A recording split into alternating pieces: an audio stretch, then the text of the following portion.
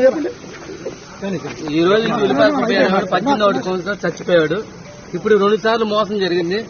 TDP government లో న్యాయం జరిగింది అంటున్నాను. ఇక్కడ నాకు మోసం జరిగింది. ఉల్లిపాయల సుబ్బయ్య అనేవాడు చచ్చిపోయాడు. ఈ విధంగా ప్రకటించేసేయండి. నమస్కారం చంద్రబాబు గారు, మినిస్టర్ గారు.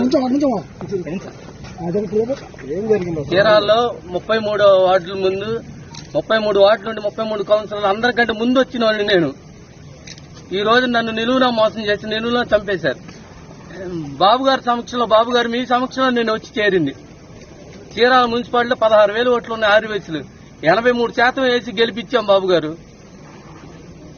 అక్కడ ఉన్నప్పుడు 2 సార్లు మోసం జరిగింది. చైర్మన్ గా నాశనం చేశారు. 14 ఆస్తులుంటే 12 అమ్ముకున్నానండి. అద్దె ఇంట్లో ఉంటున్నారు బాబు గారు. ఇదేనమాట నాకు చేసింది. ఏం జరిగింది సార్ అసలు? చైర్మన్ గా మించాల సాంబశివరావు గారిని ప్రకటించారు. ఎంపీ గారే ప్రతిపాదించింది. ఇంకా నేను వచ్చేసానండి. బయట మంత్రి గారితో మీరు మాట్లాడారు, అప్పుడు మీకేం ఇవ్వలేదు క్లారిటీ? హామీ ఇవ్వలేదు. ఈక్వేషన్స్ కుల సమీకరణ ప్రకారం న్యాయం జరిగిద్ది అన్నారు. ఆ లెక్కన ఏమనుకున్నాను, ఇక్కడ టౌన్ లో ఉన్నది మా వాళ్లే కదండి.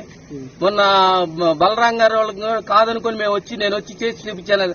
2100 సభ్యత్వాలు చేశానండి. 2100 సభ్యత్వాలు.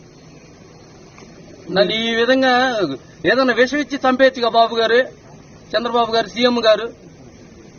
3ఓసారి కూడా నిలువున మోసం చేశారు. మీరు కొనసాగుతున్నారా ఇంకా పార్టీలో?